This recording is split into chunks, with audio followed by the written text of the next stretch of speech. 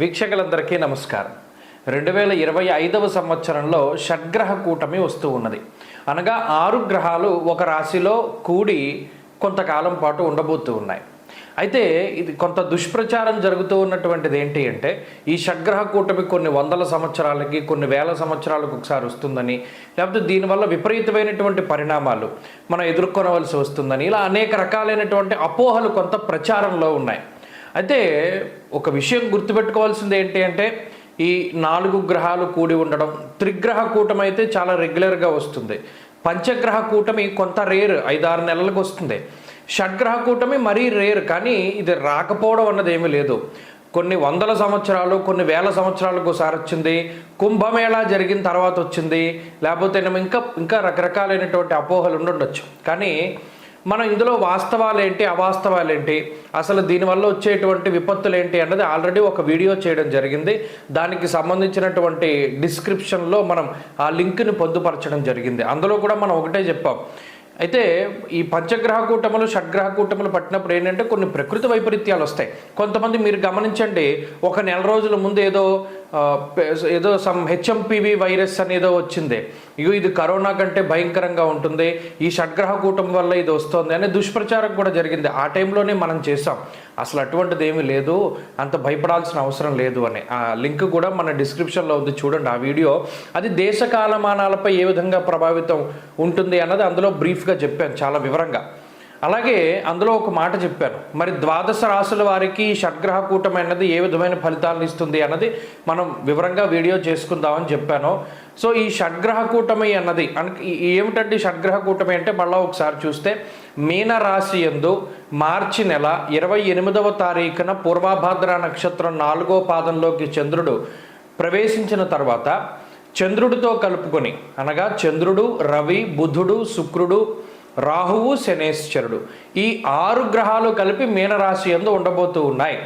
సరే, ఈ 6 గ్రహాలు కూడడం వల్ల ఈ 12 రాశుల వారికి ఏ విధమైన ప్రభావం ఉంటుంది, ఇందులో ఏ రాశుల వారికి అదృష్టం పట్టబోతుంది, పడుతుందా అంటే నిజంగా అంటే నిజంగా పడుతుంది. ఏ రాశుల వారికి దురదృష్టం, నిజానికి అది దురదృష్టం అనకూడదు, కానీ ఏదైనా కొంత విపత్కరమైనటువంటి స్థానాల్లో కనుక ఈ గ్రహాలు పడితే అది కొంత ఇబ్బందే. కాబట్టి ఏ రాశులకి ఇది మంచిది, ఏ రాశులకి చెడు అనేటువంటిది మనం తెలుసుకుంటే, ఈ రాశులకి మంచిది అని నేను చెప్పేశాను అనుకోండి, మీరు పూర్తిగా చూడట్లా మానేస్తున్నారు. ఏ రాశులకి చెడు అని చెప్పేసినా కూడా మీరు చూడట్లా మానేస్తున్నారు. ఎందుకు? మంచి అయితే మంచి ఉంది, చెడైతే ఇక చెడే కాబట్టి వినేదే ఉందని మానేస్తున్నారు. అలా కాకుండా ఈ వీడియో పూర్తిగా చూడండి. ముందుగా మేషరాశి వారికి ఈ షడ్గ్రహ కూటమి అనేటువంటిది 12వ స్థానంలో పడుతోంది. మీరు గమనించండి, 12వ స్థానం అనేటువంటిది వ్యయభావము అన్నారు, ఖర్చుకు సంబంధించి, అలాగే సుఖంగా నిద్రపోవడానికి సంబంధించి, లేదా శరీరంలో ఏదైనా వైక్లభ్యానికి సంబంధించి, ఇలా కొన్ని రకాలైనటువంటి స్థానాలు. అయితే జాతకం వేరు, గోచారం వేరు. ఈ గోచారంలో కూడా వ్యయస్థానంలో గ్రహాలు పడ్డం అన్నది అంత మంచిదిగా ఏం చెప్పలేదు. ఎందుకంటే ద్వాదశాష్టమ జన్మస్థాన, ద్వాదశ అనేటువంటి దాంతోనే మొదలుపెట్టారు. 12వ స్థానంలో మరి రవి ఉండడం, శని, రాహు ఉండడం. అసలు ఈ 3 గ్రహాలలో ఏదో ఒక గ్రహం ఉంటేనే చాలా చెడు జరుగుతుంది అని చెప్పి మనం చెప్పుకుంటూ ఉన్నాం. ఎందుకు? వ్యయస్థానంలో శనేశ్వరుడు ఉంటే అది ఏలినాటి శని, వ్యయస్థానంలోనేమో రవిగ్రహం ఉంటే స్వస్థాన నాశనం చేయవ అని మొదలు పెడతారు శ్లోకంలో. అంటే ఉన్న ప్లేస్నే ఆయన ఖాళీ చేయించేస్తాడు అని. అలాగే రాహు 12లో ఉంటే దారిద్ర్యం, ధననాశంచ అన్నాడు. అంటే ఇలా చెప్పుకుంటూ పోతే చాలా ఇబ్బందికరమైనటువంటి పరిస్థితులు అసలు ఈ 3 ఒక గ్రహం ఉంటేనే వస్తుంది. మరి అలాంటిది ఈ 3 గ్రహాలు, ఇవి కాక ఇంకో 3 గ్రహాలు, చిత్తభ్రంశం, వాతరోగం అని చెప్పి చంద్రుడి గురించి చెప్తారు.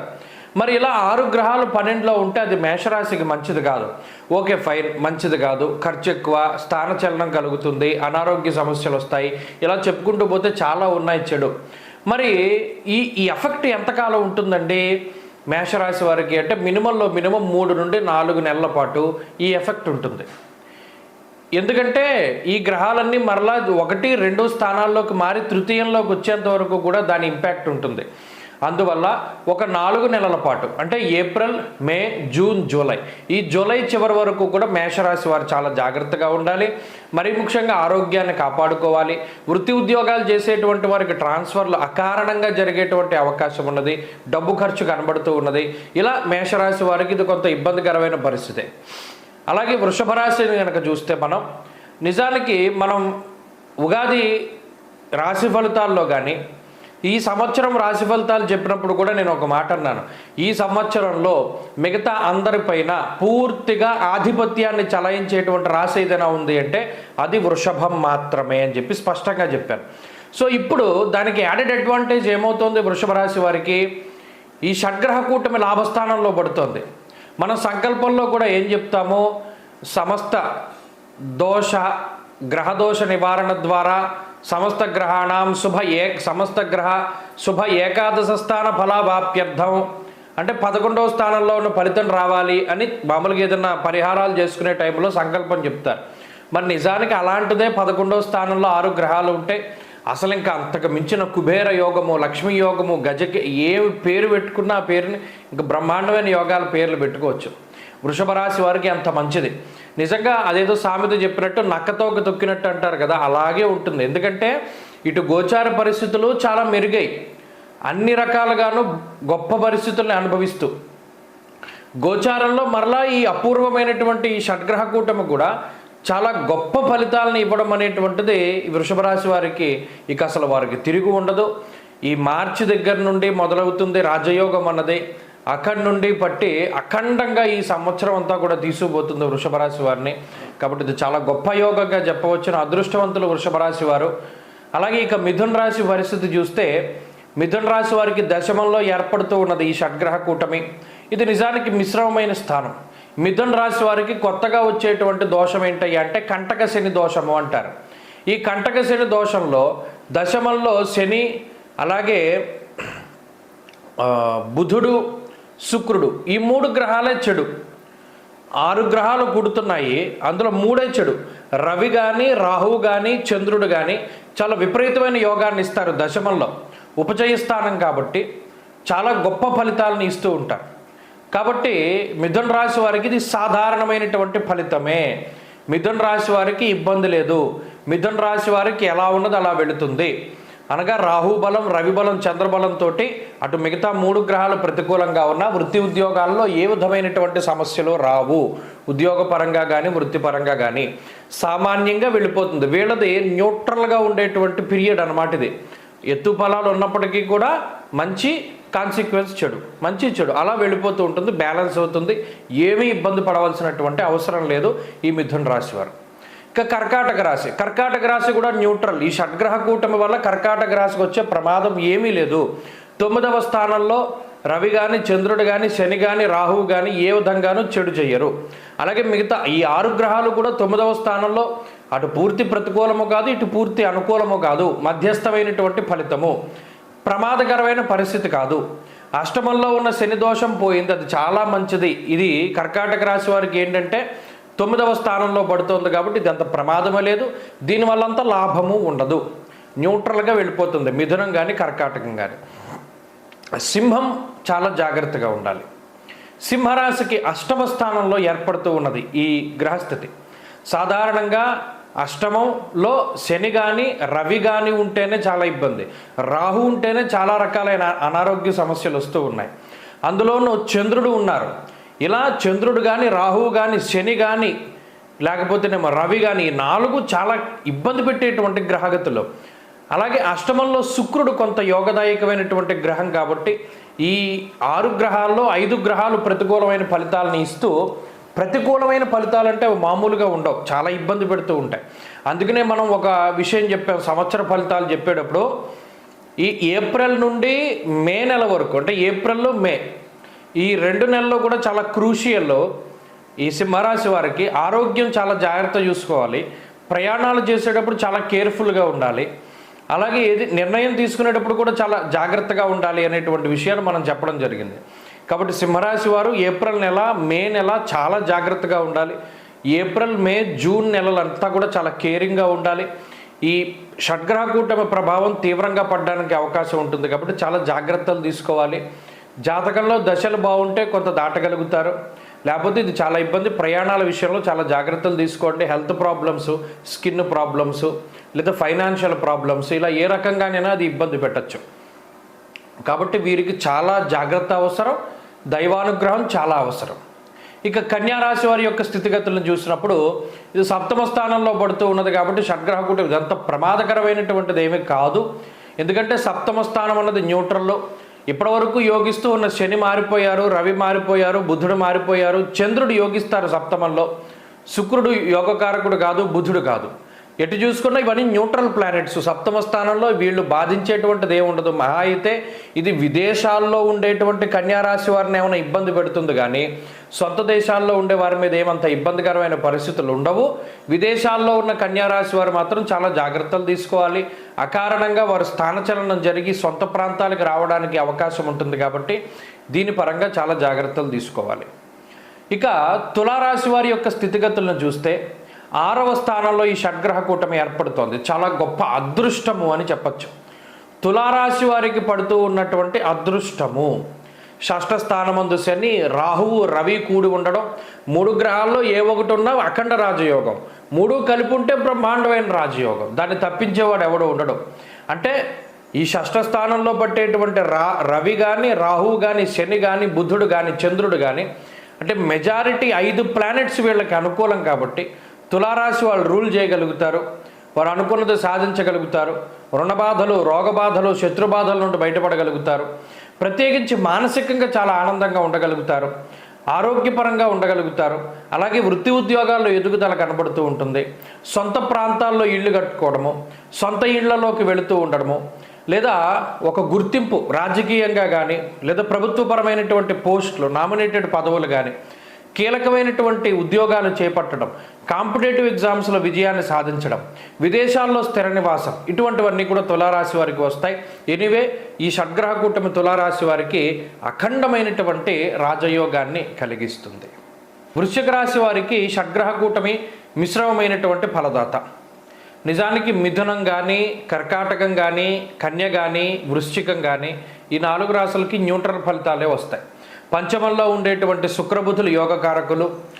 రాహు, శని, రవి గ్రహాలు ఏం చెడు చేయవు, అలానే ఏమి మంచి చేయవు. చంద్రుడు కూడా పంచమంలో బుద్ధి. అయితే ఇక్కడ బుద్ధి స్థిరత్వం ఉండదు, చపల చిత్తం ఉంటుంది. అది సాధారణంగా ఎదుర్కొనేటువంటి పరిస్థితుల్లో భాగమే కాబట్టి ప్రత్యేకించి ఈ రాశికి చెడు లేదు, ఈ రాశికి అంత మంచి లేదు, చాలా న్యూట్రల్గా సాగుతుంది.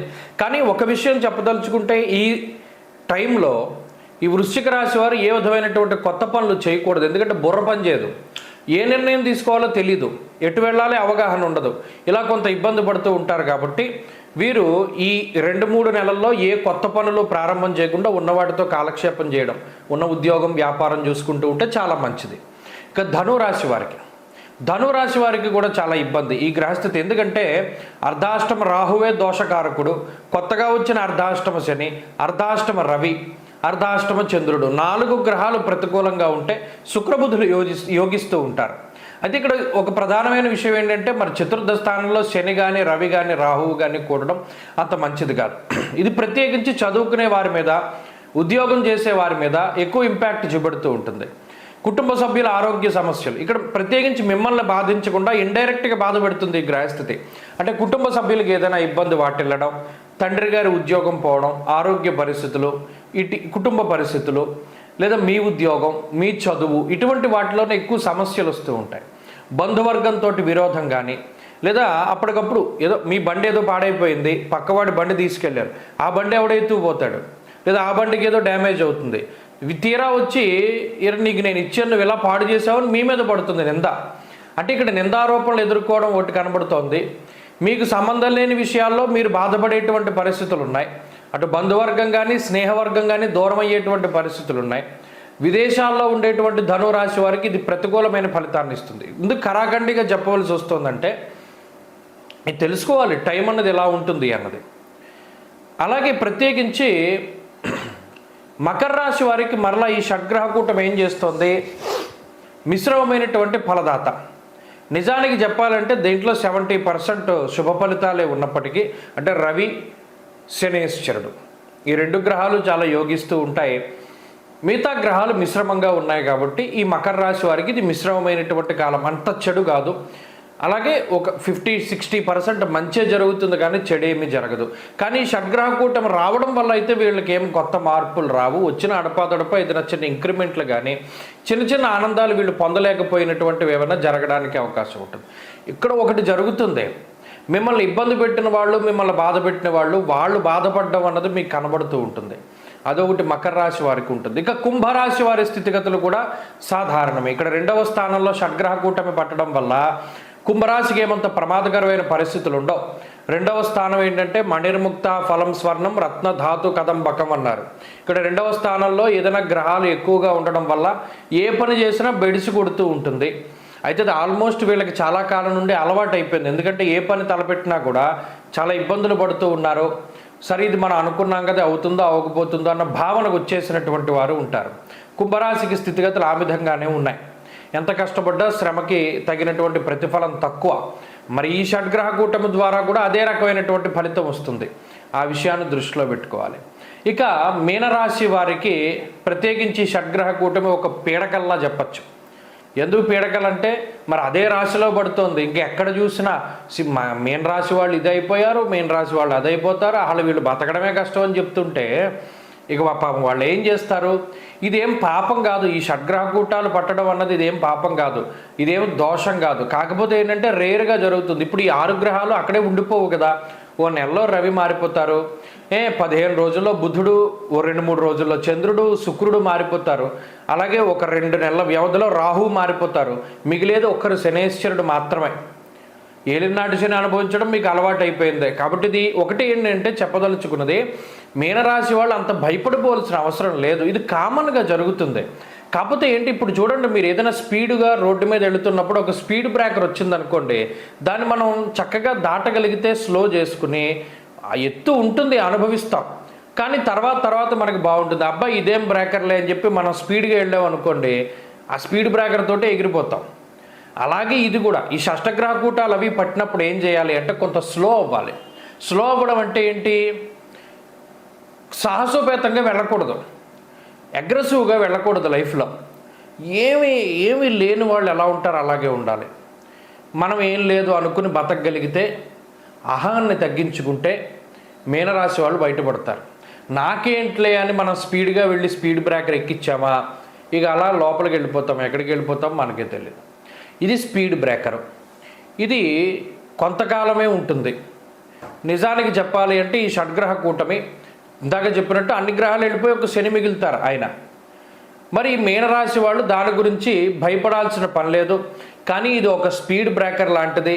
చాలా నిదానంగా దాటి వెళ్ళండి, జీవితం చాలా అద్భుతంగా ఉంటుంది. ఎందుకంటే మరలా ఇక్కడ ఇబ్బంది పెట్టిన గ్రహాలే మళ్ళీ ఇంకో స్థానంలో యోగిస్తూ ఉంటాయి. కాబట్టి ఇది బ్రీఫ్గా మనం చెప్పుకున్నటువంటి 12 రాశులకి షడ్గ్రహ కూటమి వల్ల వచ్చే ఫలితాలు. మళ్ళీ చాలామంది అడుగుతూ ఉంటారు వీటికి పరిహారాలు ఏం చేయాలండి అని. మళ్ళీ ఇంకో వీడియోలో చెప్పుకుందాం. స్వస్తి.